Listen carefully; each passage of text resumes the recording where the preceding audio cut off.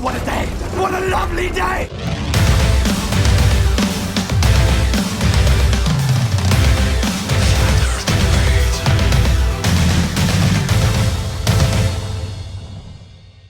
Welcome to Flat Earth Debate, Uncut and After Show.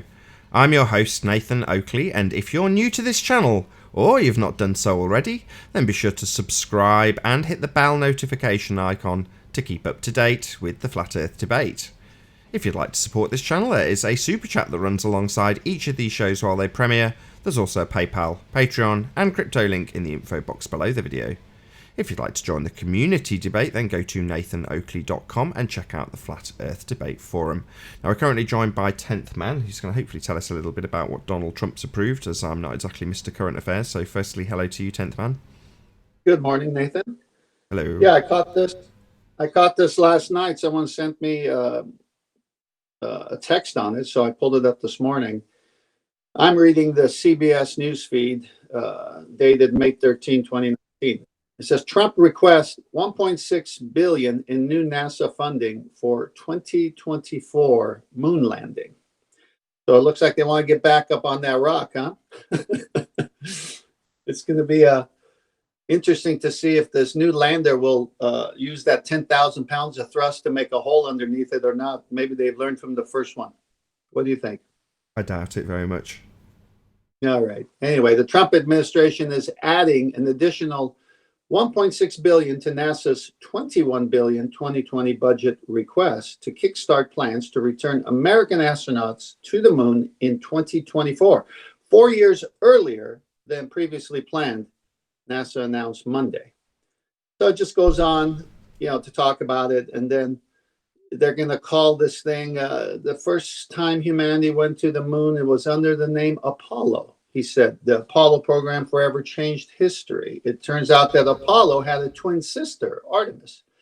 She happens to be the goddess of the moon. Our astronaut office is very diverse and highly qualified. I think it's very beautiful that 50 years after Apollo, that Artemis program will carry the next man and the first woman to the moon. Isn't that interesting? What about the black and transgender community? They should be outraged. Absolutely. And I better see some chemtrails above the moon, too.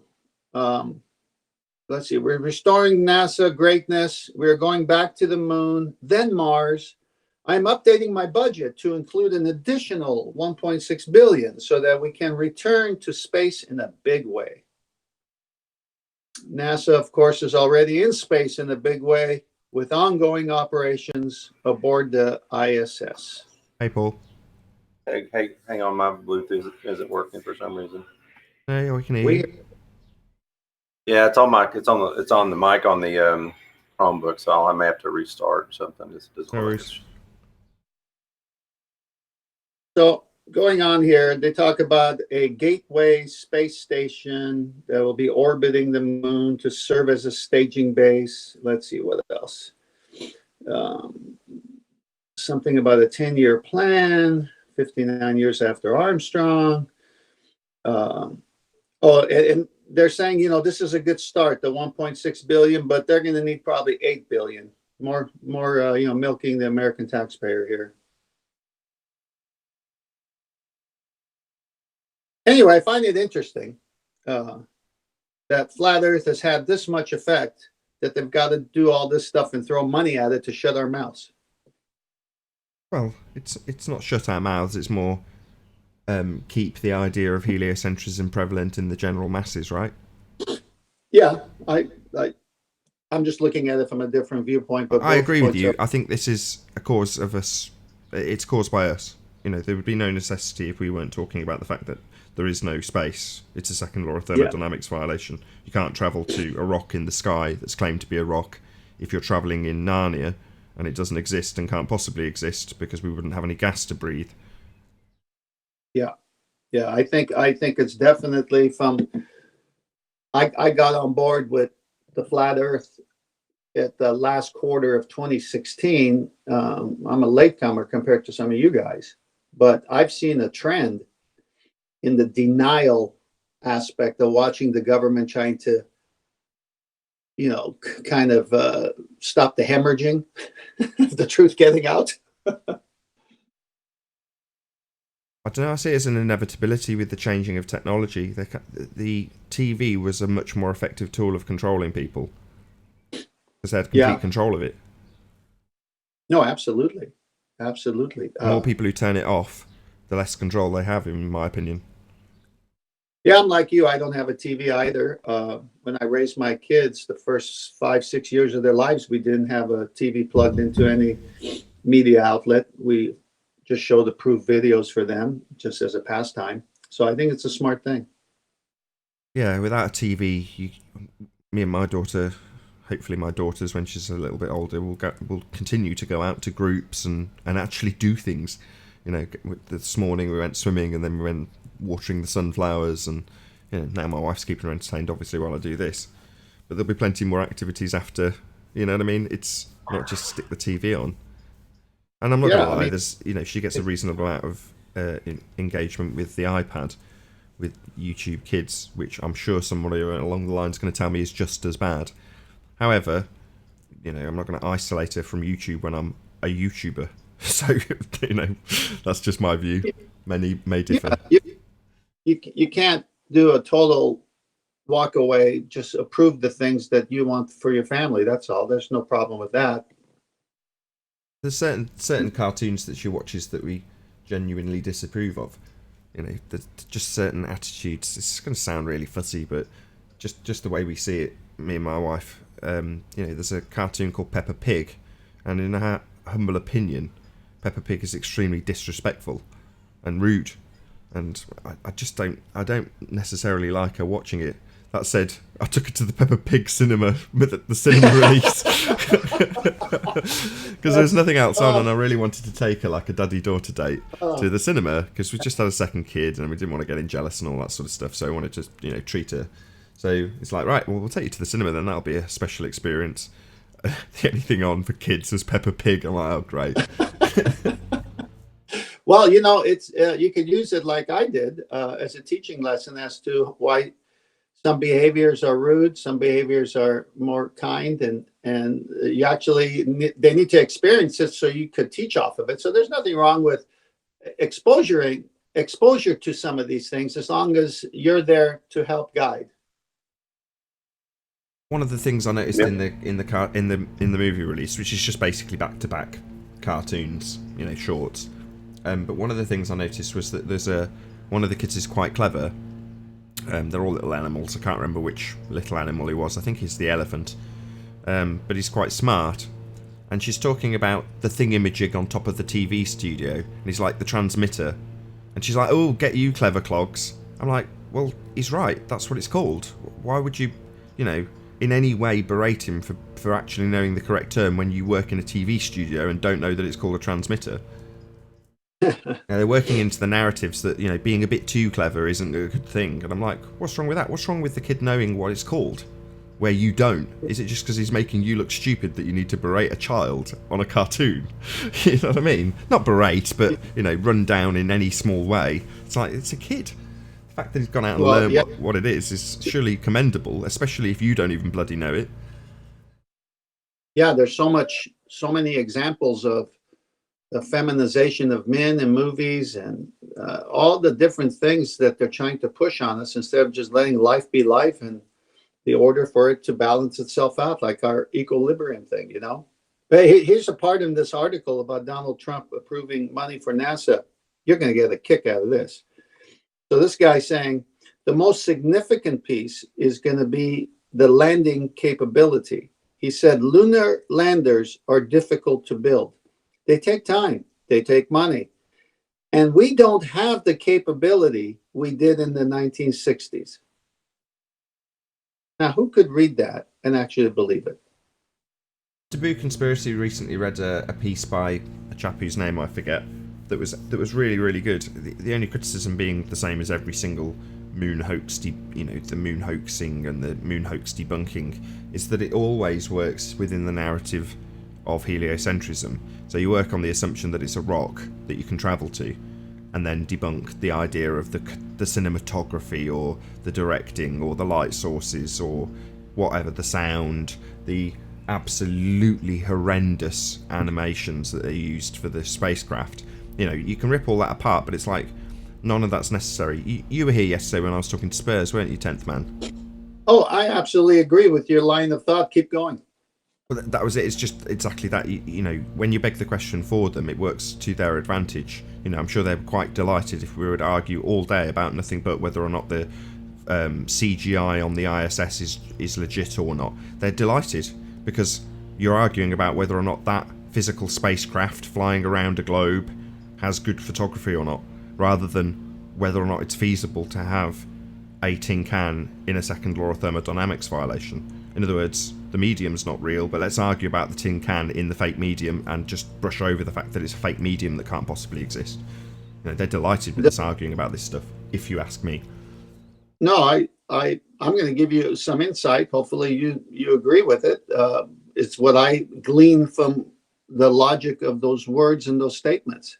When we do what they want, which is argue within the lie, they bring up that word conspiracy. Oh, you're one of these conspiracy people. And so, oh, you're going to show me curtain rods on the lunar lander, blah, blah, blah. Okay, but when we take it away and say you have a violation of the laws of nature, you can't be up there, they can't say conspiracy. They have to go look up the law of nature. I mean, it's awesome. That's it. That's why I get tetchy when it's assertions of domes and ice walls and things of that nature. It's like, we don't need any of that. You know, you're welcome to your beliefs. I'm not saying that people can't believe in this stuff. That's unreasonable. You know, same goes for the globe. When the globers come on that go, yeah, I appreciate it's a belief. I appreciate there is no scientific evidence for any of this stuff. Then I normally give them a pretty easy ride. You know, they get to make their assertions about their beliefs a lot easier if it's accepted that it's a belief. So I'm not an unreasonable guy in that regard. It's when it's asserted as, no, you just don't understand. It's like, yeah, I do understand. I understand where I've been lied to. I understand how the lie works. I do understand. You just continue to perpetuate the lie based on the contradiction that you hold because you feel that the contradiction somehow holds water when it doesn't. Well, that's not my problem. But don't assert it as being truth and fact. You know, we do live on a spinning ball. No, we don't. You know, there is no evidence whatsoever to assert that. There is no Coriolis effect, and that's typically the way that the assertion is made here on the ground. So, you know, no, I'm not going to give way to people who are basically fundamentalists. They're zealots. Well, you actually, in the proper way, do show an actual Coriolis effect on the roundabout. But they're trying to say that's the roundabout is Earth.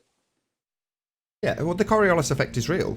You know, there is such a thing as a Coriolis effect. It's an apparent deviation when you leave a spinning reference frame into an inertial reference frame. So you go from non-inertial to inertial, and that creates an apparent deflection if you remain on the spinning reference frame.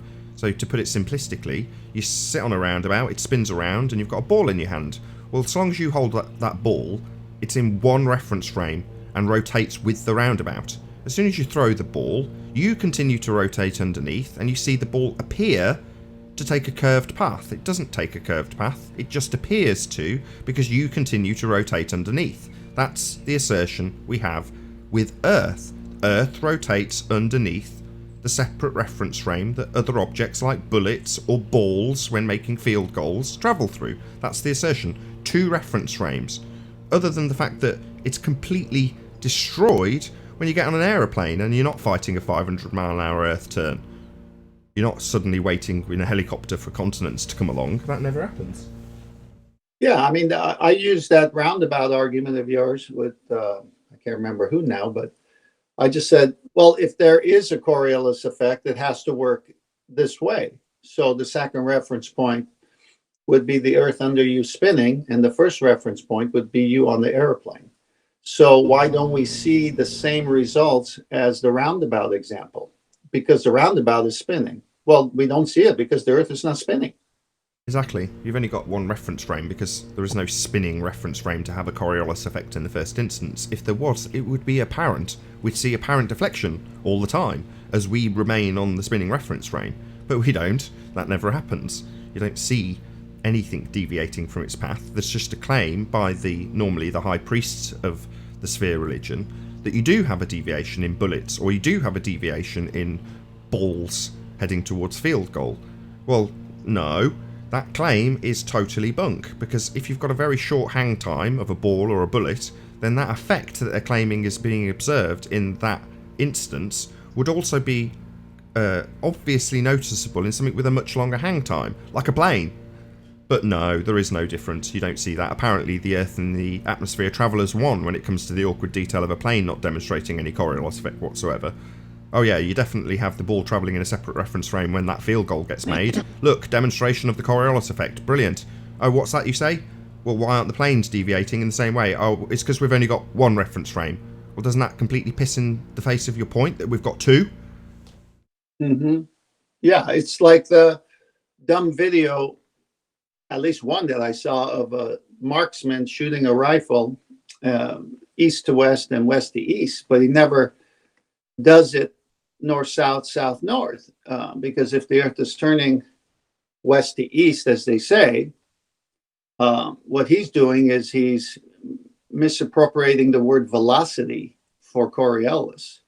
And he's making adjustments for wind and velocity because the bullet is losing energy as it travels further distances. Now, if you were to put that target a north-south direction and the Earth is spinning west to east, like they say, now maybe you can correct me, but I typed in what is that spin at per second, and if you take the 1,000 miles or so at the equator per second, it's 460 meters per second. Well, if you're shooting a target north or south, that means you got to aim that far right of your target? Nonsense. Well, not nonsense. Yes, you should if we have a Coriolis effect, but we don't, right. So we see no effect of that whatsoever. There's a claimed effect when it's in total isolation on a TV series with no right to reply, but it's total nonsense. Well, that's my point. My point is, if you're going to demonstrate Coriolis effect, north, south, south, north is the best demonstration. Just show it. Aim that far right of your target, east. Aim that far east of your target because the target will get there in a second.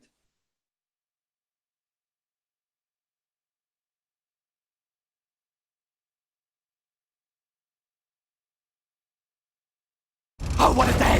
What a lovely day!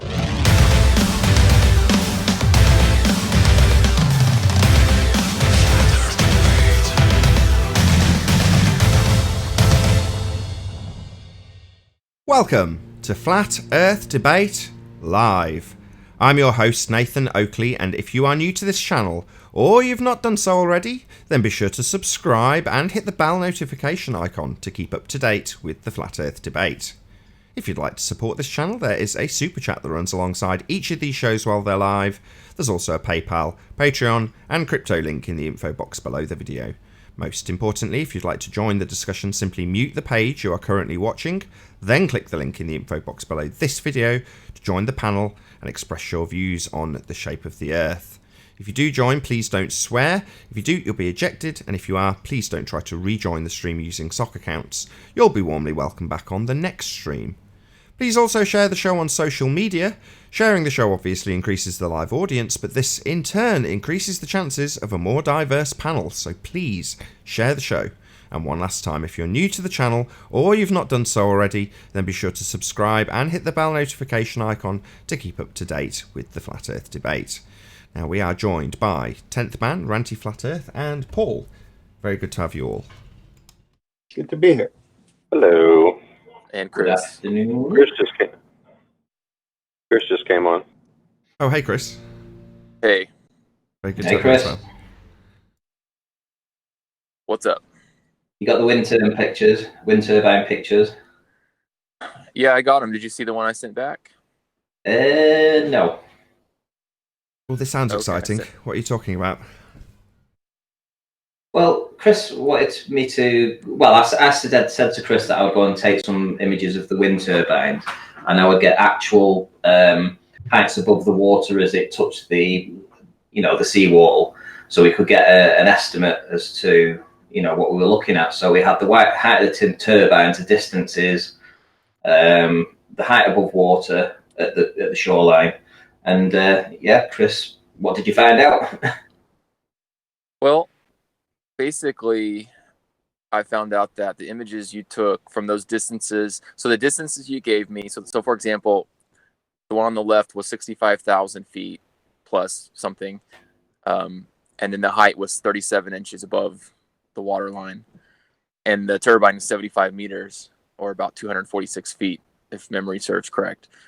And when I did the angular size of that particular turbine from top to bottom, I start at the top, and then I pull the line down, the number of pixels down, and it meets right at the water line, which is what you would expect, with little to no refraction. Now I'm assuming there was some refraction in a little bit, but it wasn't enough to skew the angular size. So the angular size matched up where it stopped at the water. Now I went and did the curve calcs to compare, and the curve calc said you should have been missing about 57 feet if you do the refracted hiddens, right? So I'll only ever do refracted hidden anymore, because it just doesn't matter, because there's always refracted hidden that should be there, that is, or that should be missing, that isn't. So refracted hidden was even 57 feet. So then what I did is I drew a red line from the water down in pixels, and that's the amount that should be missing that wasn't. And I did it on the turbine on the left and the turbine on the right, and both were fine as far as, that you saw them from top to bottom, and you should have had some missing that just simply wasn't missing at all. Excellent. So what you're saying is the turbines are an excellent demonstration of perspective and don't demonstrate any Earth curve. Exactly.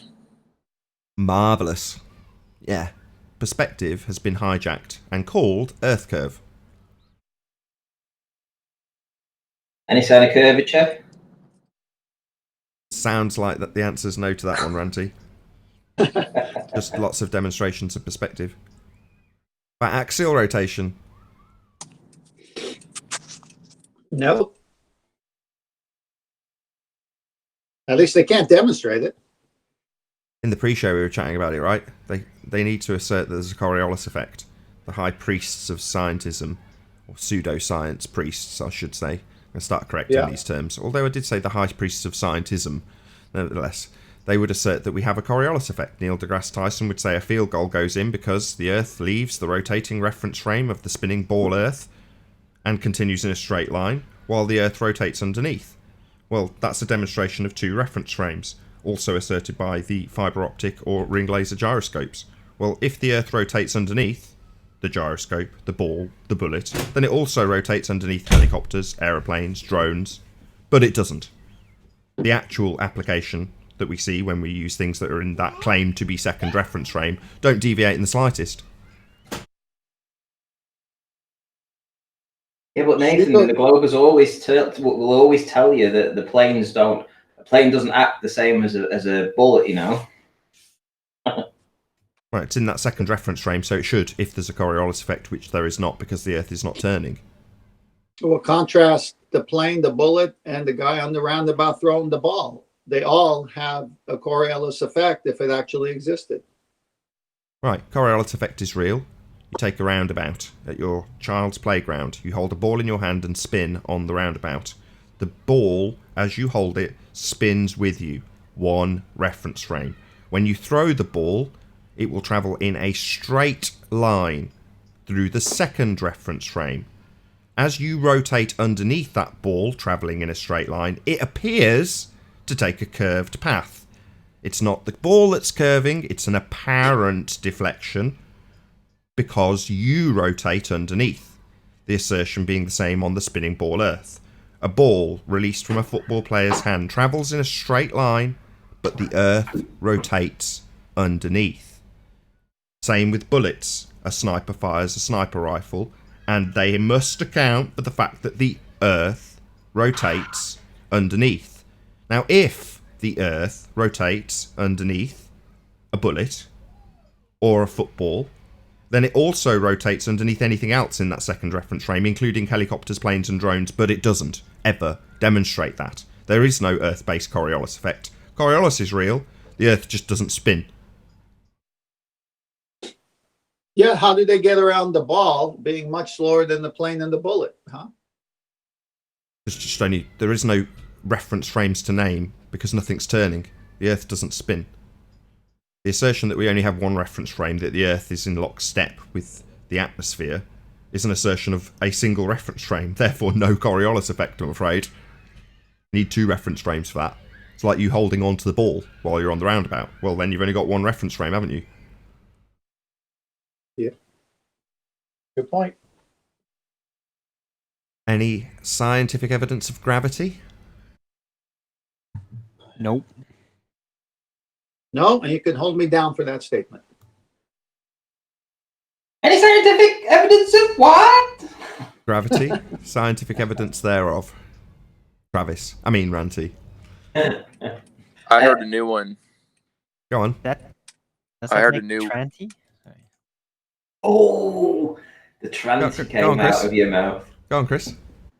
So I was on non-sec show on Saturday, and I was talking to Fight the Flat Earth, and he and a guy named Team Skeptic, and they told me that with gravity, that as things fall, there's also a counter upward inertial acceleration, and that if you use a gyro, or sorry, not gyro, an accelerometer, that so you can get an accelerometer on your phone, on the smartphones, right? So I say if you get an accelerometer on your smartphone and you just have it sitting on the table, it will show the 1g or 9.8 meter per second acceleration rate while the phone's just sitting there.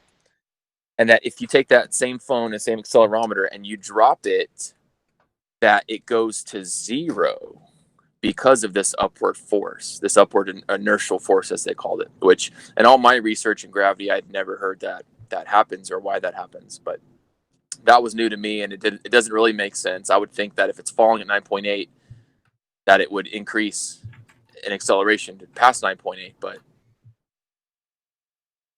Yeah, you'd have so the basically, what you're saying is you'd have the combined. It's like saying a car crash at 40 miles an hour, but if you're crashing it to another car that's travelling at 40 miles an hour, you've got a combined crash speed of 80 miles an hour. And exactly. The same would apply if you've got the Earth accelerating up towards the item that's falling at 9.8 meters per second squared. So therefore, you have a double. Exactly. So the fact that it goes to 0 doesn't make sense to me in my mind. Now, I'm not saying that that's incorrect. I'm just saying it doesn't make any sense. And they like to use accelerometers as proof of gravity. Dr. Bob does the same thing. They'll say, do you know how a gyro compass works? Do you know how an accelerometer works and all those things? And I say, well, yeah, it detects motion, and he somehow believes that a fully mechanical, fully digital, no light accelerometer in your phone, like a smartphone, there's no moving parts. It's all solid state. That somehow it's detecting gravity. And I'm like, well, what can't they just have programmed it to say if you're not feeling motion, you apply a 1g downward force, and if you are feeling motion, you do the opposite. It would be really easy to program it to do that. Any evidence of the distance to the sun? No, I don't know how you go up there and measure from here to a light. I have no idea how you would do that. And yet we all assume that the other light in the sky is a rock, right? So it's perfectly reasonable to accept that we cannot in any way, shape or form travel to the sun. Oh, Chocolate saying joined and... Who dropped? Did somebody drop? We might have a sniper in our back chat. Chris. Chris dropped. Oh, Chris dropped. Okay, he'll hopefully be back. I've completely lost my train of thought now. What are we on? Distance to the sun? Yeah, they claim that the moon is something we can travel to, but the sun is not. It's like, well, they're just lights in the sky, right? Yep. So, Hello, hey, hello. Chocolate. Hey, Chocolate. Well, just wait until 2024 so NASA could go to the moon again, huh? We're going to see the show again, or are they going to say, oh, we got to put it off because of this? Mic check, mic check. We can hear you, Chocolate. Can you not hear us? Oh, okay, okay. I didn't hear anybody respond to me. It's cool. Good morning, everybody. Good morning, Chuck. Any evidence of a self-perpetuating molten iron core at the centre of a presupposed spherical Earth? Only in the Tootsie Roll Pop. I'm for a molten chocolate core. Yeah, nice I'm one. down for that, too. I could kill Jessica right now. If you're listening, Jessica, this is all your fault. Any evidence of the presupposition itself? The R value? Earth radius? Like I said on the last time, if you can't even show 8 inches per mile square, how do you take it back to the R value?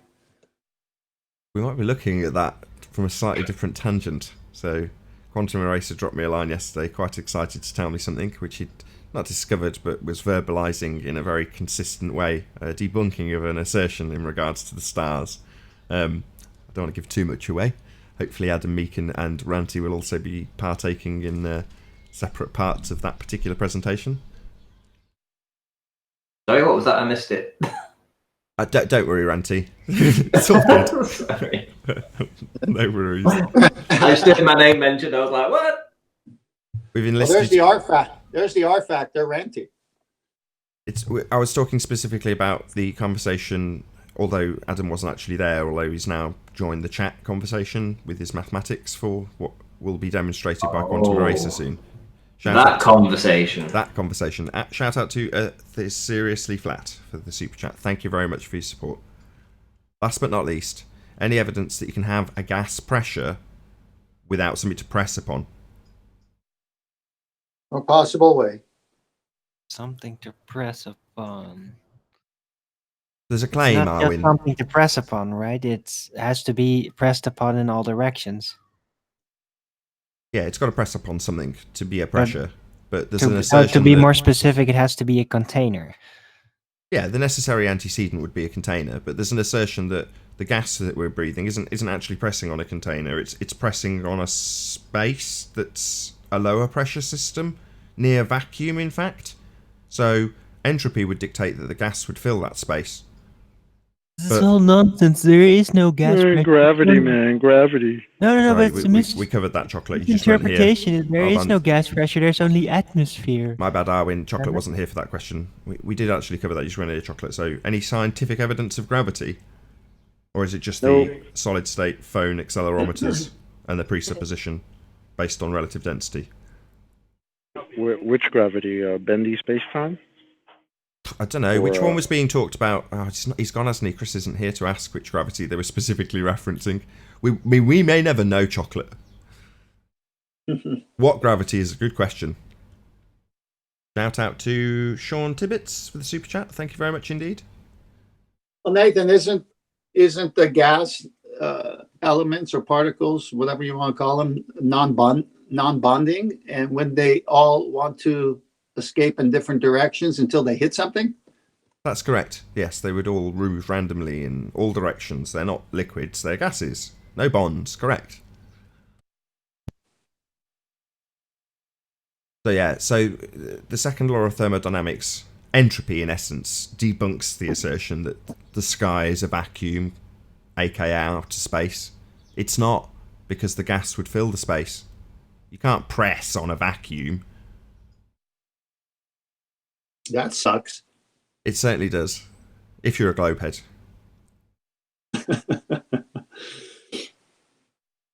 That's it. Well, No, you can't press on a vacuum. You just can't press against it. Well, you disperse into it if you're a gas travelling in all directions. And apparently we're surrounded in all directions by a lower pressure system. Something that the gas would definitely try and disperse into if it was the case. But it isn't. Happy days. We're still all alive, breathing gas pressure. Quite happily.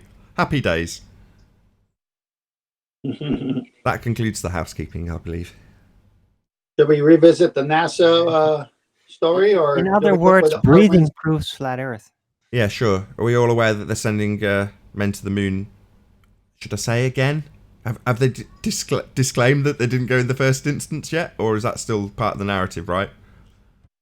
No, I think it's part of the narrative, but Donald Trump says he's going to give 1.6 billion more to the NASA so we could hurry up and get to the moon. And here I'm quoting the guy who's in charge of it. His name is Bernstein or something. Burdenstein is the guy speaking for NASA.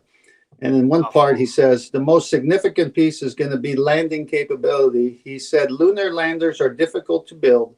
They take time, they take money, and we don't have the capability we did in the 1960s.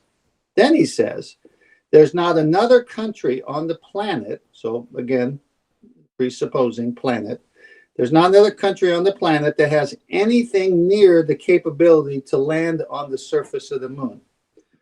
What? Shout out to Rebel Rob TV for the super chat. Thank you very much for your support. Really appreciate it. Except for China, supposedly. That was my thought, Arwen. Didn't China land some kind of rover on the backside? Yep.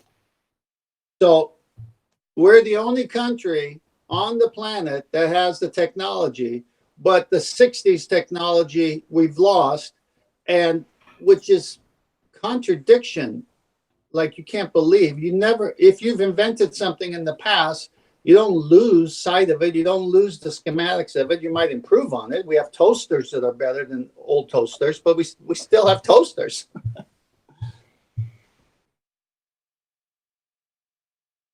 Yeah, Bold-faced lie, and it's, people it's will the just equivalent glance of us today, somebody asking me, can I make a phone call, and giving them a rotary phone. I mean, it's literally, that's the difference right there.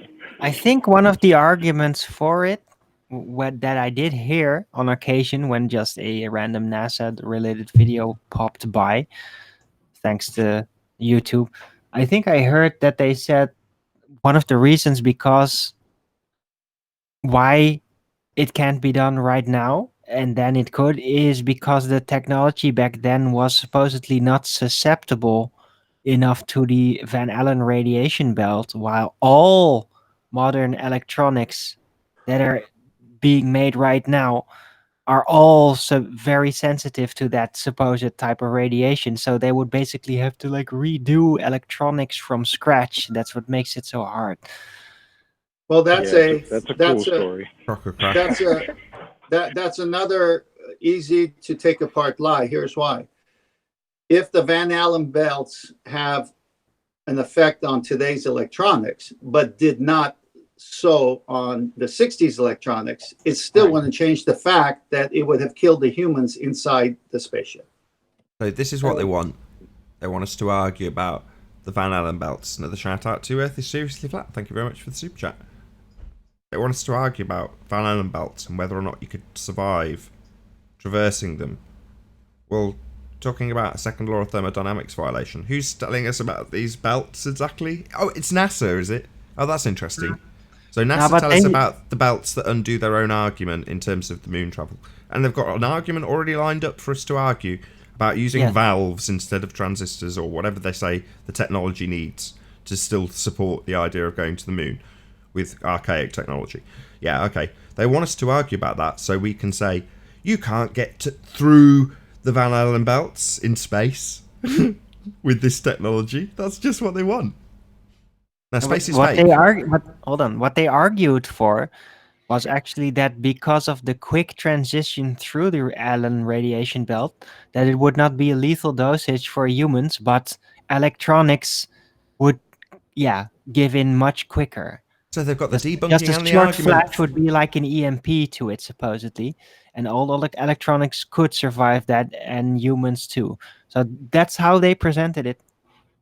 NASA very intentionally give you both things. They give you the material to debunk what they claim, and they give the what's the other side of the debunking? Well, you've got the validate. Say again. Validate. No, you've got us as the skeptics, and you've got the debunkers who are the globeheads, right?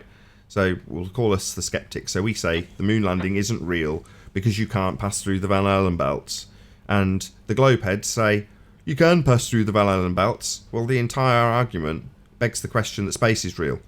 Yeah. So let's argue about whether or not, what was it yesterday with Spurs about footprints in the muddy or not muddy stuff on the rock in the sky in space, and I'm saying.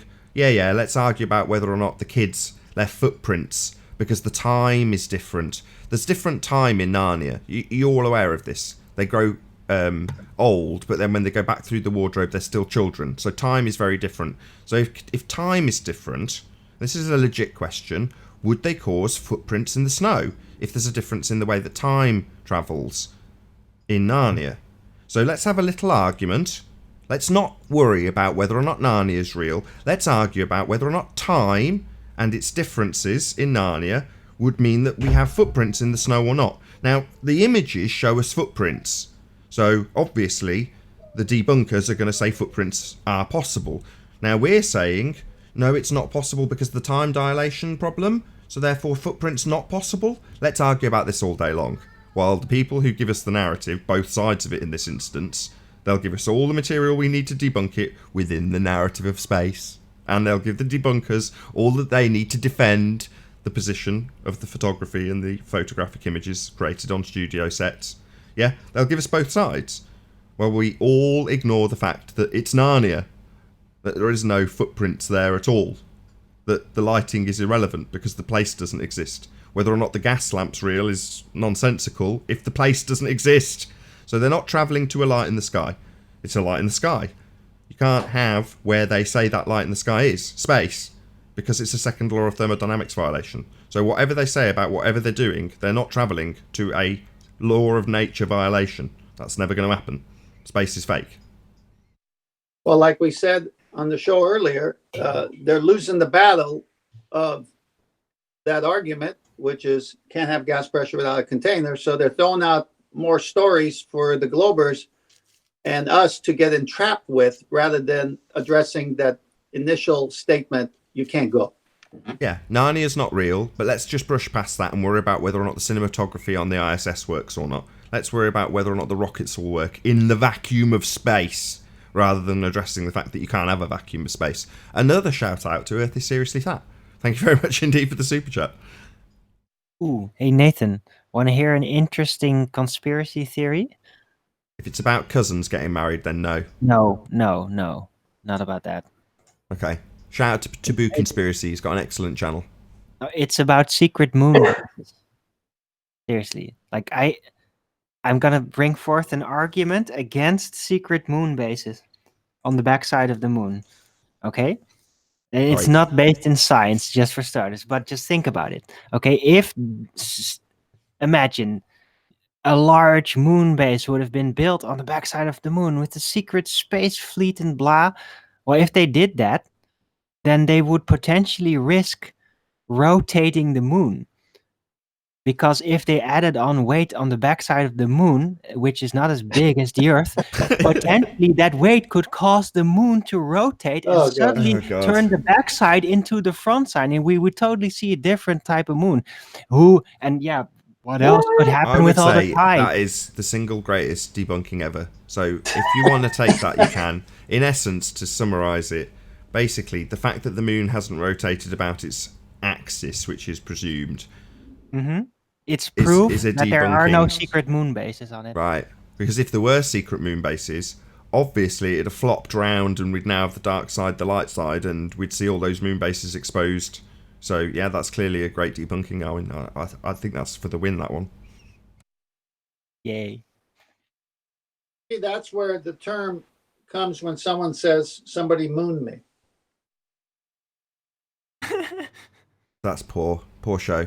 Tumbleweed. Exposed the backside? Yeah. Wow.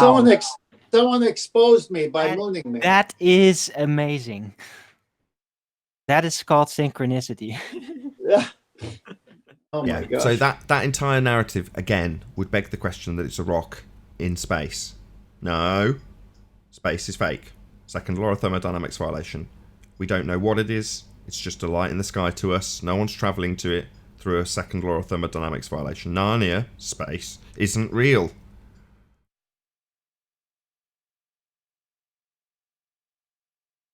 That's the best. That's the one that makes the most sense. Most reasonable.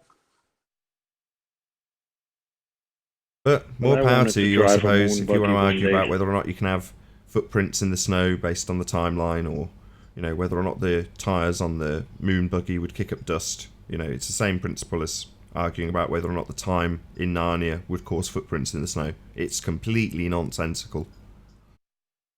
Well, you know what's going to happen now. This article is going to give birth to more articles. They're going to have more PR. And everyone's going to say on the Globe side, okay, well, we'll find out in 2024 when they actually go to the moon. So this is going to be them hanging on. And this is just set there as a trap when they're denying the second law of thermodynamics. I'm going to shout out DITRH. So a few weeks back, DITRH dropped me an email and said, I've had this argument with this dude, and I don't like him. Can you have him on your show and show him what's what? And I said, I'll give it a go. He said, I'll donate $50 to your super chat if you can get him on. I was like, right, there's motivation. I'm definitely poor. Smash the super chat if you're watching live. Anyway, so I set about emailing this dude to get him on. And after about, I don't know, a dozen emails, I kind of gave up and lost interest. And then somebody pointed out that he'd been on. I just didn't realise it was him. So I was like, right, where's my $50? So I chased up Death. I'm like, why you owe me $50? Give it me now. And he very dutifully did. He sent it me on PayPal. And on the PayPal message, it said, worth it.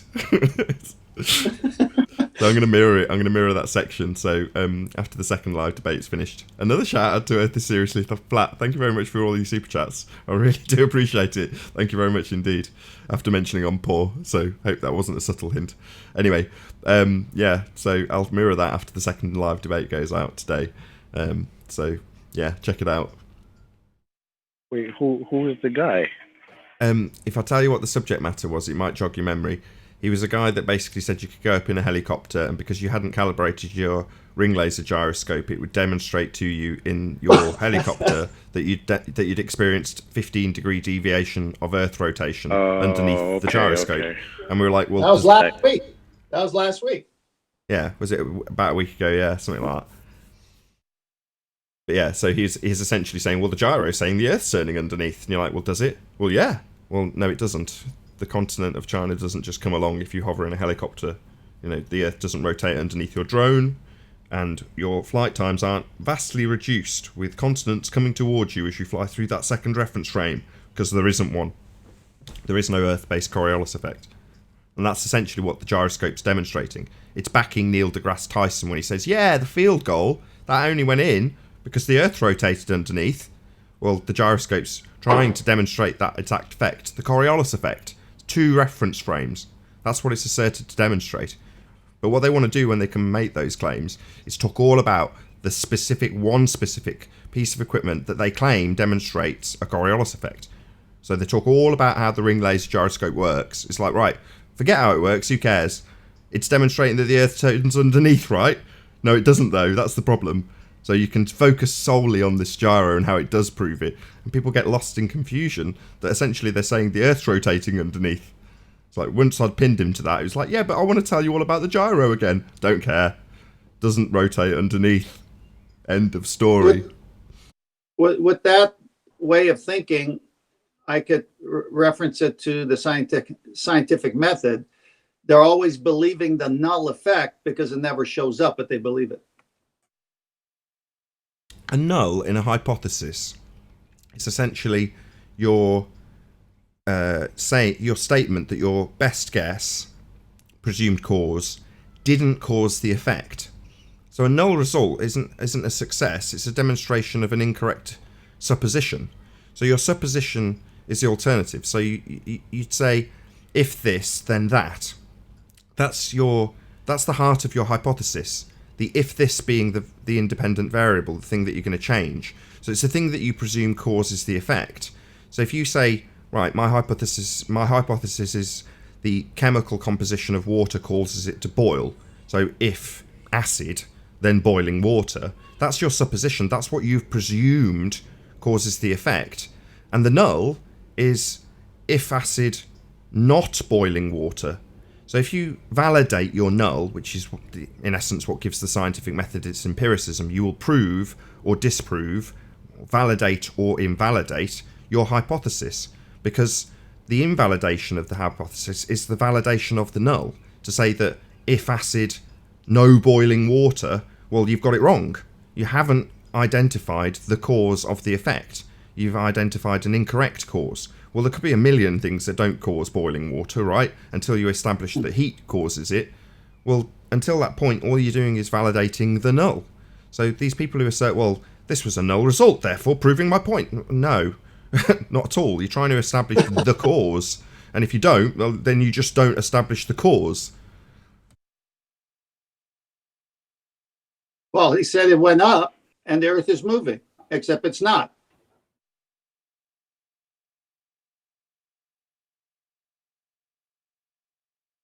Something wrong with the link? Can someone check the link? If you're in the public chat, definitely be there. I'll repaste it, although I have had it in there. Refresh your page, that's probably what it is, before I start messing around with it. If you want to join the Hangout, refresh your page, because you might have been watching from the beginning and I paste it after the show starts. So just refresh and you should get the link. Yeah. If not, let me know after you've Took me a refreshed. couple of times to come in. Link is incorrect, says P. Mars. Okay, I'll repaste it. Hey, Arwen, you had that story on Monsanto. You want to go over that?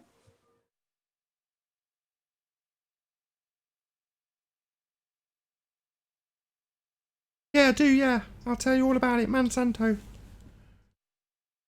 Poisoning us all. No, Armin?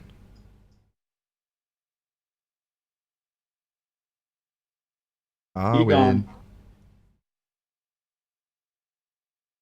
No, you're not going to get a bite on that one, I'm afraid, 10th man.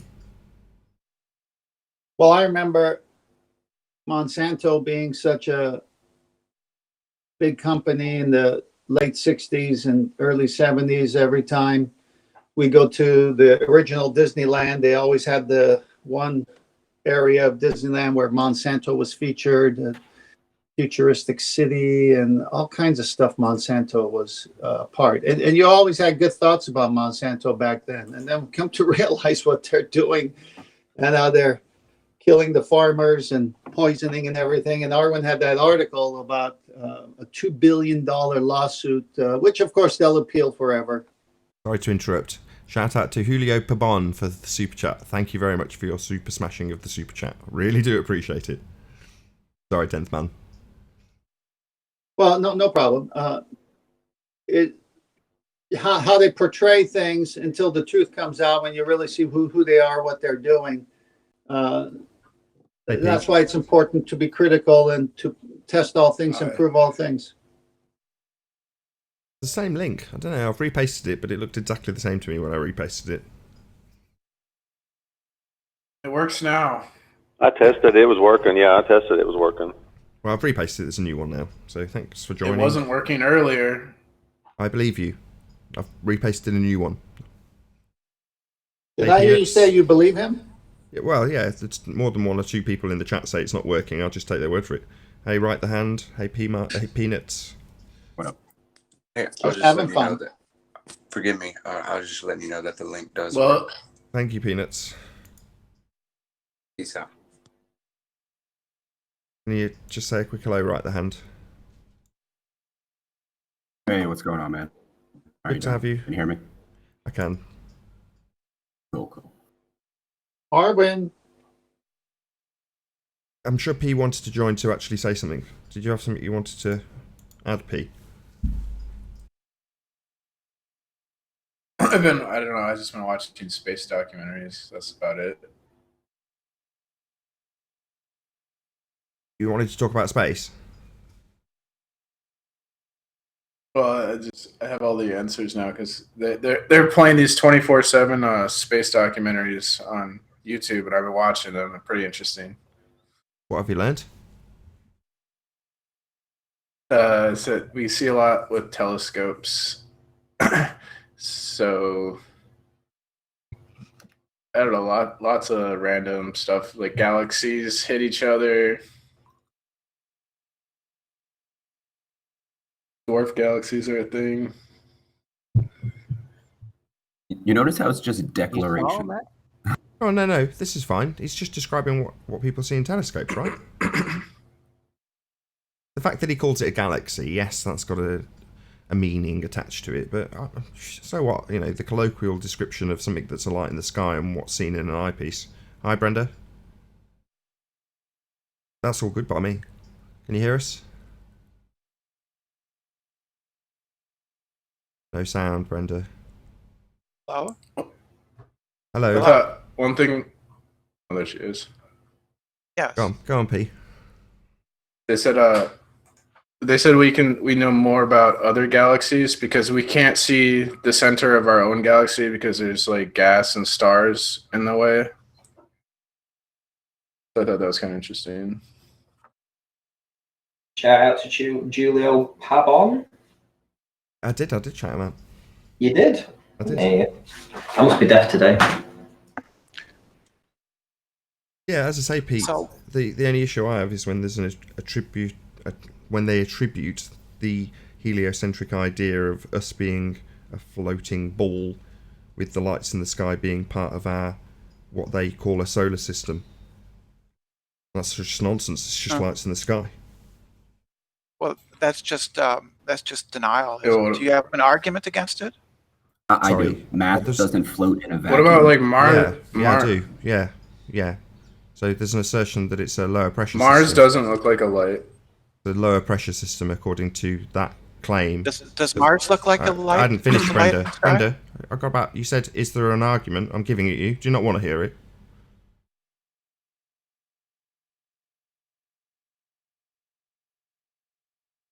I'm waiting. You're going to answer? Do you not want to hear it? I am answering it. No, I'm Go ahead. answering it. You asked me, "Is there an argument here?" And then you started interrupting as I gave Go the ahead. argument. Go Now you're ahead. Go interrupting ahead. again as I talk. Is this just your tactic? When I talk, you talk. That's two questions. ahead. Two questions. Do you not want to hear it? Is it your tactic to Go just ahead. talk like now? Whenever I talk, you talk. There's long gaps where you could talk. Instead, you're choosing to talk when I talk. So there's two questions on the table, Brenda. I want both answering. Do you not want to hear my debunking of the violation of a second law of thermodynamics? And is it just your tactic to talk when I talk? I think that there might be a delay. That might be part of the problem. Yes, I would like to hear your argument that all we can see are lights in the sky. Yeah, the claim from the assertion that we are heliocentric comes with a gas next to a vacuum. That violates the law of nature, entropy. The gas would fill the space. So if it's asserted that there's a lower pressure system with no barrier, then the gas would fill the space. And we wouldn't have any gas. It would reach equilibrium in the vacuum, the endless, never-ending space that is claimed where those lights reside. Now, I say just lights. You, baller, would claim that those lights are in a second law of thermodynamics violation, a vacuum. Yeah, that's not the heliocentric theory. The heliocentric theory is that the sun is the center of mass of the solar system and that all of the planets revolve around it. It has nothing to do with the second law. Sorry, that doesn't address my debunking in the slightest. You're just telling me about your model, like I didn't know already. I understand what the heliocentric model, which we don't live on, we're not part of a model, we're in reality. Now, who cares what your model asserts? I'm saying that that model comes along with a claim that there's a sky vacuum. And I'm saying if the sky is a vacuum, the gas would fill it. It's a lower pressure system. So it can't possibly be what they claim in your model. That's my argument, Brenda. The law being the second law of thermodynamics. Entropy would take effect. The gas, which is trying to expand in all directions, would have a tendency towards a lower pressure system. That's what entropy is. High pressure to low pressure. Hot to cold. Where in the heliocentric model of the solar system does it say anything about a vacuum? It says it's 10 to the minus 17 torr.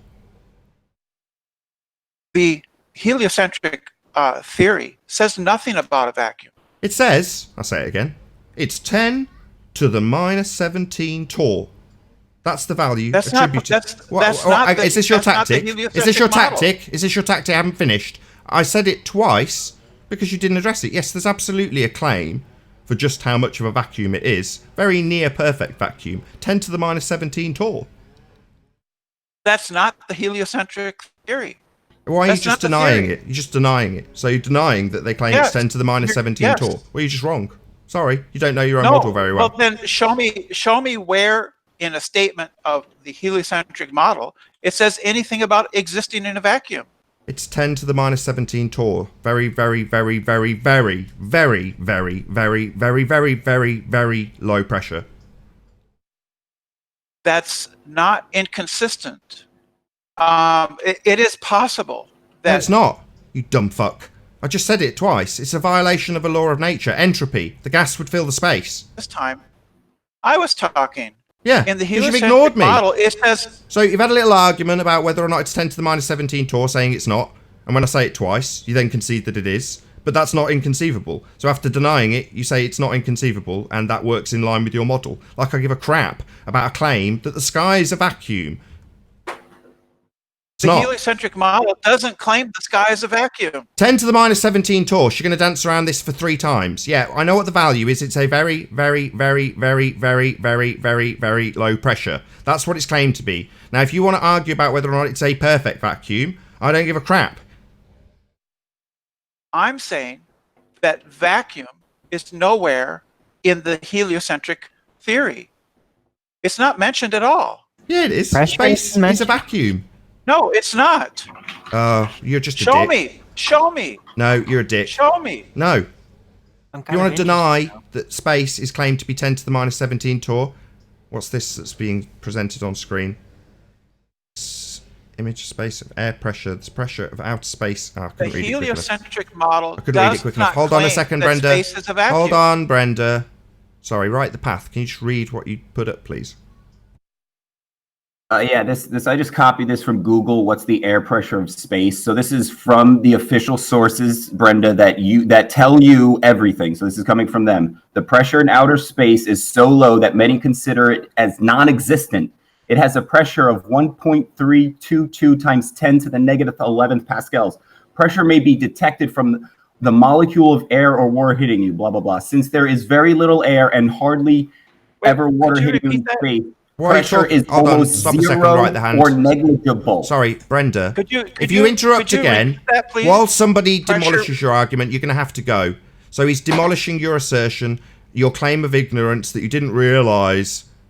Yeah? Well, you're wrong, and you're demanding that I prove this known part of your model. Now, your denial just pisses me off. If you don't know it, thick fuck, go elsewhere and be ignorant somewhere else. The source that Right the Hand quoted says, and I quote, pressure may be detected from the molecule of air or water hitting you. Does it say anything about a container there? They're telling you how they detect pressure. It doesn't say anything about a container. We're not talking about a container. We're talking about space. So what you're saying is because so Brenda, you're saying because the narrative claims. So you're saying because they've written down the narrative that makes it true. No, we're debunking that narrative with the law of nature. So just because it's written on Google doesn't make it so. Google's not God, Brenda. However, a law of nature definitely applies. Without the container, there can be no pressure because there's nothing to press upon. You've already been debunked about that multiple times. Oh, go on then. Show me gas pressure without a container, please. Yeah, that you know the video of which I speak, right? You haven't spoken anything, you stupid idiot. It's been shown. Sorry, she's just said, you know the video of which I speak, don't you? In hushed tones. Yeah, you stupid fucking idiot. You've actually got to name the video before you say I know the video of which you speak, if you haven't spoken it, you stupid bonehead. Do you think we're clairvoyant? Do you think we are clairvoyant? Well, I maybe. Brent, not you. Well, I know what she's talking about. She's talking about that ridiculous video of the guy, basically creating pressure within containers. That thing. It's not a container. Partially proof. It was ridiculous. It's not a container. We treated it on Hold on. Brenda's just said it's not a container. Right. Hold on. Brenda finished. So there's something at play here. If there's anything at play, that seems weird, as we're asking for it to be demonstrated without, as opposed to having an it. We don't need any it, we just need to see the gas pressure without any containment. So if you're going to start talking about how something's got a PSI value, then it needs to get the PSI value from something that's got a square inch value. That would be a container. So is this video in any way measuring a square inch of pressure on something? Brenda? No, it's not. So it's showing gas pressure without a container. Oh wow, I've not seen that video. Yes, definitely, I've definitely not clairvoyant, and I've definitely not seen that demonstration of a violation of a law of nature. What's the video called? It's the one where he has the lead pipe and the thermometer, and he measures the air pressure of butane that's in the pipe. So a pipe's a container. Are you retarded? So he's pressurizing a lead pipe and measuring the pounds per square inch of the pipe, also known as a container. It's not a container. It doesn't. Sorry, it's got a fucking per inch value to press upon. It's definitely a container. You're just fucking retarded. No, it doesn't. So it doesn't have a per square inch value to measure. It doesn't have area and a square inch value of that area to measure. It doesn't have that. Pressure is measured in bars. You're not answering me. I said it, according to you, does not have an area with a square inch value to measure how much the air presses per square inch of that area. It, according to you, does not have that. Is that right, Brenda? Yeah. Yeah, I absolutely guarantee you that a pipe has got inches in squares to press upon. That's what gives you the pressure to measure per inch of it, you stupid idiot. Containers don't have to have a lid. Can I ask Let me get it clear for Brenda, who's a fuckwit and stupid and slow and doesn't listen to the housekeeping. What we're looking for very specifically, Brenda, is something without a per square inch value to measure. If I pour carbon hexafluoride... I don't give a fuck about your stupid example with sulfur hexafluoride either, in a container. No, not interested in that neither. I'm interested in a demonstration of gas pressure. Let me say it again. Say it with me, Brenda. Without a container. And now a container, just so you know what that is something that you can press upon. Something with a square inch value that you can measure how much of that square inch value is being pressed upon. That's not what a container is. Yeah, it is. That's why the measurement is PSI. Per square inch of the container. I've got the definition on screen. Oh, let's have a look at this. Let's see how stupid Brenda is. Yeah, let's have Brenda read a it. container. Brenda, read the definition on screen, you stupid fundy. A vessel, holder, repository, canister, drum, box, case, receptacle. So is a bucket a container? Yes. Are you fucking retarded? Is a bucket a container? Yeah, do we need to now list all the things that have a square inch value that you can measure how much something presses upon that square inch value? Yeah, a bucket's a container, you stupid idiot. So is a cup. Right. So is a cup. Let me get it clear, Brenda. I'll say it again because you're dumb. We're not trying to list types of containers. What we want to see is the absence of a container. And the reason we want to see an absence of that container is that's what you claim Earth is. A gas pressure without a container.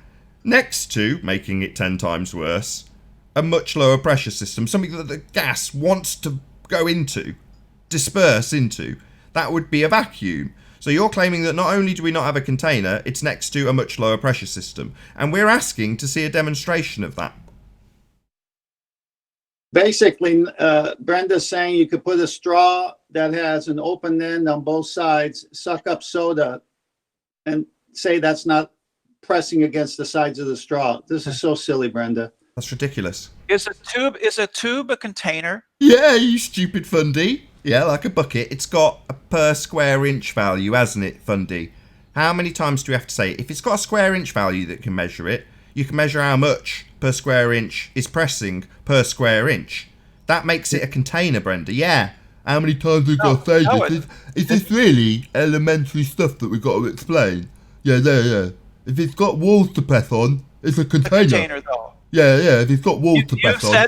You've said before that tubes are not containers. What are you talking about? We got quotes from you. Blue Marble quoted you. Oh, really? Yes. Look, Brenda, the thing about a container is that they can contain things. They can hold it.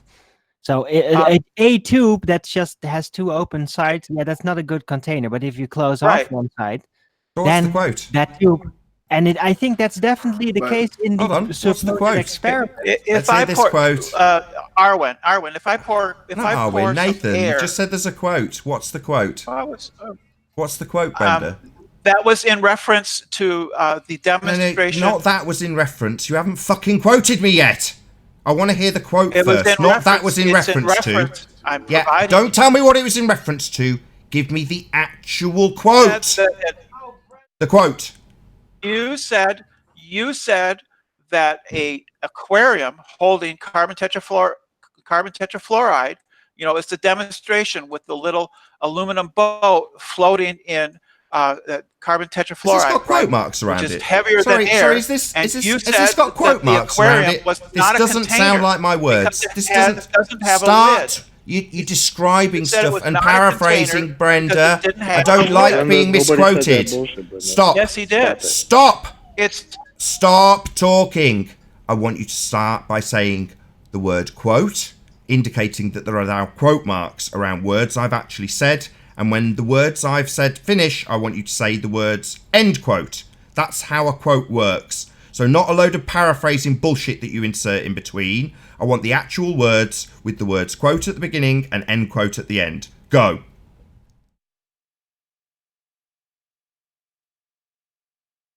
Well, I can come back with that later. You're not quoting me, you fucking bitch!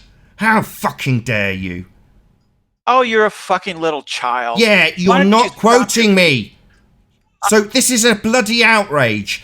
Brenda comes along and says, I've got a quote. Then rattles off something and says it's in context to, like she's just quoted me. She hasn't got the vaguest, slightest idea what I've actually said, but she'll take it out of context without even knowing what the words are.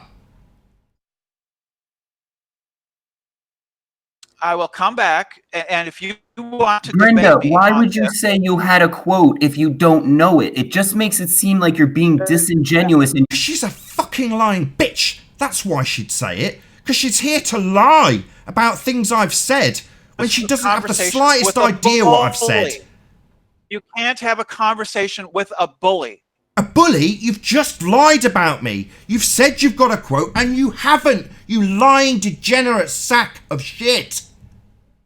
You're a liar, Brenda. Just a lying parasite. That's all you are. You're an abusive bully. You're an abusive. Oh, now it's victim time. So she comes along, tells the audience that she's got a quote from me. She hasn't. She's lied. She's a liar. That's what Brenda is, a liar. She's lying about me right now. And when I point out that she's a lying, degenerate sack of shit, she claims I'm bullying her. Don't fucking lie about me, and I won't call you a lying, degenerate sack of shit, which is what you are when you lie and claim to have quotes you don't have. I'm not bullying. I'm defending you. I'm defending myself against lies. That's what I'm doing. I'm bullying you.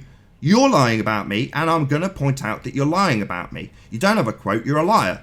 Now, if you think that's bullying, go away. No one's keeping you here. You're not chained here. Sod off. If you feel you're being abused when you lie about the host, then sod off, you bloody liar. I'm not lying about you. Yeah, you said you got a quote. You haven't. That's a lie.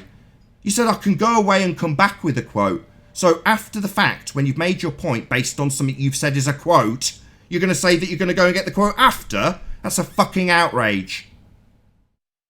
Oh, please. Oh, please. What are you going to do next? Say that I'm bullying you? When the point's made that you're a lying, degenerate sack of shit, you say, oh, please. Go and delete somebody's files that you don't own, Brenda.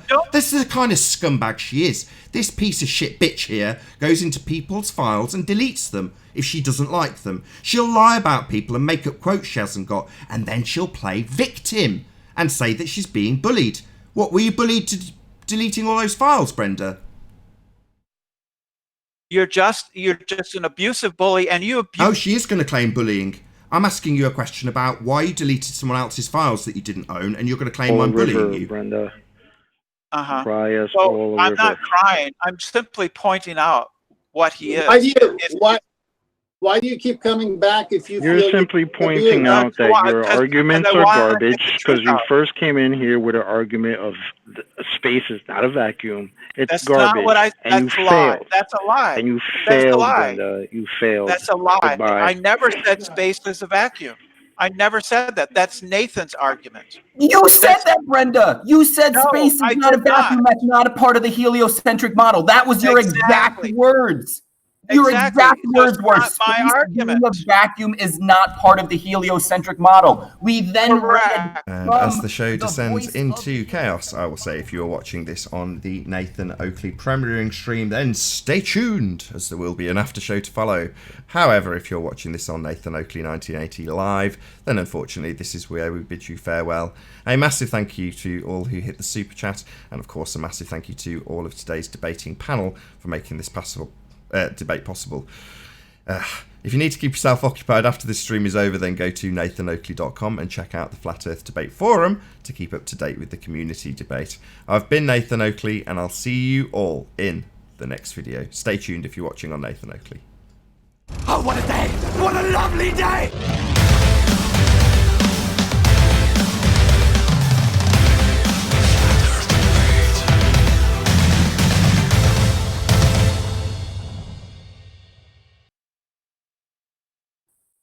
Correct.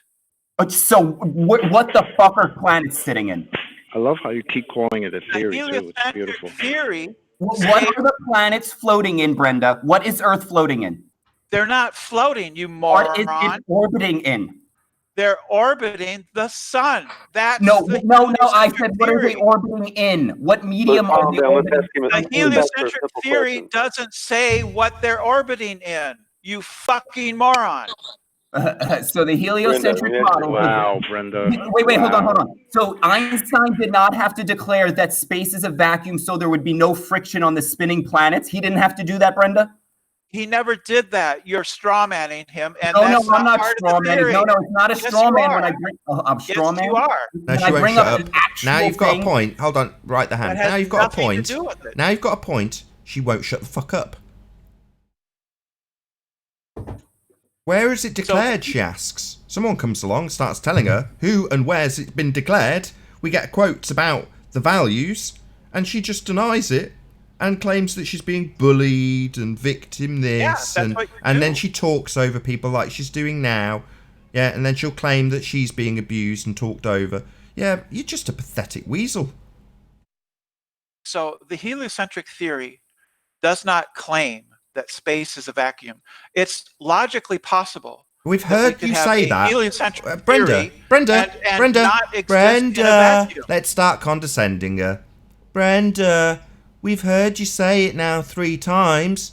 I didn't get to hear what Right the Path had to say, though, because you talked over him. Why'd you keep bullying people here, Brenda? We've heard your assertion 3 times now. Do we need to hear it 4 more times for it to be fair on you? Can you shut the fuck up while Right the Hand addresses it with who said it was a vacuum? Can you shut your mouth long enough to hear something that doesn't agree with your point of view? Or will you claim you're being bullied? That means shut the fuck up, you dumb bitch. Someone else is talking. We don't need the 5th fucking repetition of your assertion, Brenda. We just need you to shut your fucking dumb mouth while someone else talks and takes your shit argument to shreds. That's what we need. We need you dumb bitch, to shut up long enough for Right the Hand to get his explanation that demolishes your stupid, fundy claim. Okay, Brenda? That means don't reply. Shut the fuck up. So, the heliocentric model, which is based on relativity, which is the current running in first place theory, okay? It was proposed and it has been accepted by the entire scientific community because of orbits and all of that thing to explain what we see, the lights in the sky. That is only possible if there is zero friction from the orbiting bodies to experience, because if there was any sort of medium in which those bodies were orbiting each other, the friction of a gigantic planet such as Earth, even if it was a little bit higher than what space is, it would start slowing down. So you cannot have the medium of space be anything except a damn near absolute vacuum, or the entire heliocentric model will start slowing down and stopping. That's why they had to make it a vacuum, because without it being a vacuum, the model collapses upon itself. That's false. First of all, the heliocentric theory model of the solar system isn't dependent on relativity at all. You don't know what you're talking about. Then it doesn't make any And it's sense because logically- that's a scientific model now. for No, it's gravity. not. Yes. It's not the heliocentric theory. I don't think it's not your. And it's been outdated by your own declaration. No, it's not. What does the heliocentric theory state? Right the hand. What is this? What put into a sentence? The heliocentric theory. Right the hand. Speak. That the Earth and the other lights in the sky are masses of matter that are moving around in a 10 to the negative 17 torr medium. Other masses of gas, rock, and hydrogen, helium, etc., that each have their own quote-unquote gravitational pull, and that harmonic attraction between all of those objects allows them not to attract each other, but to stay in perfect harmonic orbital in nothing, or a vacuum of space. That's not the heliocentric model.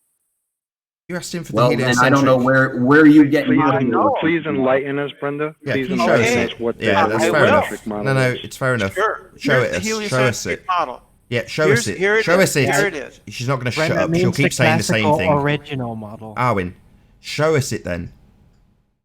The heliocentric model. Show us is it. that the planets. Don't and the describe asteroids it. You're not listening. orbit- She's dumb. She's dumb and got a hearing problem. orbit Did you hear what I the sun. said? She didn't That's hear what I the- said, did that's she? the model. She won't shut up now to listen to what I've said. She'll just keep talking. What did I say, Brenda? You said show it, and she's declaring she's not showing. Show what? The heliocentric model that you're about to babble on about. Show it to us. I'm describing it to you right now. Fuckwit. Do you know the fucking difference between show and describe? Show it. Describing is showing. No, describing is verbalization. Sure it is. Yeah, I want to But see a you- visual. you want me to yeah, get she's into a not. She's not spaceship shutting up. and She's not shutting up snap while a we come to picture? terms. She's not shutting up. She's bullying me.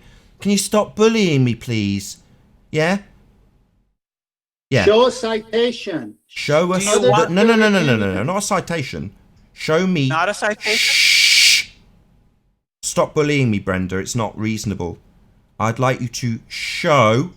That means visual representation, not verbalization. Show the heliocentric model. Oh, you want a visual representation? You mean you want an illustration? I want you to show me the model. We want an the illustration? model, Brenda. What The part of this isn't heliocentric processing? Model. What part of this don't you get? I'll say want it an nice illustration? and slow. Nice and slow. I want you, that's Brenda, to show us the heliocentric model. Sure. Sure.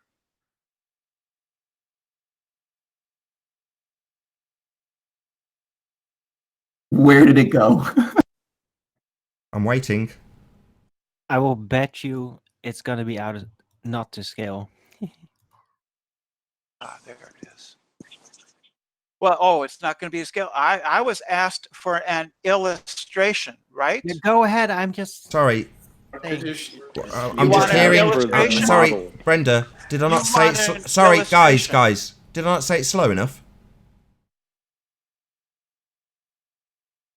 Yeah, I'm waiting, Brenda. Show it to us. Yeah.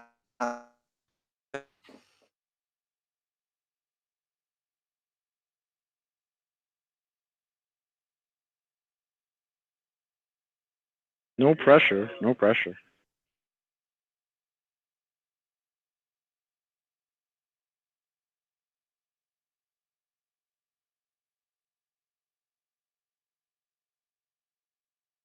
Shout out to the heliocentric model.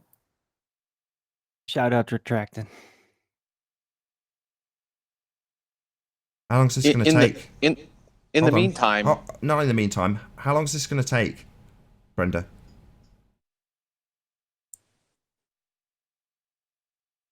It might be a while. She's making it from scratch. Yeah, I was just gonna say that. It's a bit strange, huh? Don't we hear all the time how they have this fantastic model, and yet we ask to see it, and where is it? Well, that's what's happening right now, Chocolate. She's just said yes. I put a screen up. She didn't present anything. That's strange. Very strange. What's the hold up, Brenda?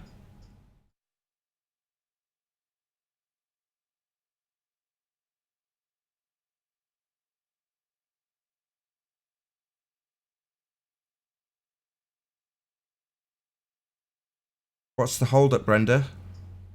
I tried to share something and the browser crashed. Okay. But if you want an illustration of the solar system, just Google it. Sorry. Brenda, that's it. No. So you seem to have dropped, come back, and then because you've dropped and come back, negated actually showing us bit. So yeah. you want? Do I need? I'm going to say Google even slower. Show us the heliocentric model. I'm describing it to you. We've had this already, Brenda. That's all I'm required to do. No. No. That's not all you're required to do. I'll say even slower. Really, really slowly this time. We want you, Brenda, to show us the heliocentric model. I've already described it. I've already described it to you. It seems she's fucking retarded. I say really slowly 4 times the word show, and she hears the word describe. It seems you've got something wrong with you, Brenda. I say show, you hear describe. What's wrong with you, Brenda?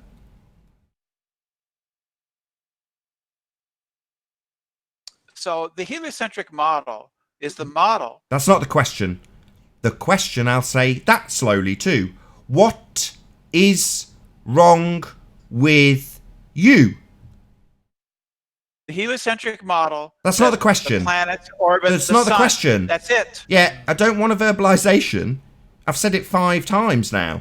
We want you to show us the heliocentric model, and I'm asking what your malfunction is and why you keep answering a different question and not doing what was the word? Required of you. It's not required. Yeah, it is. Right here, right now, it's required that you show it to us. If you can't do that, it just means you can't meet the requirements.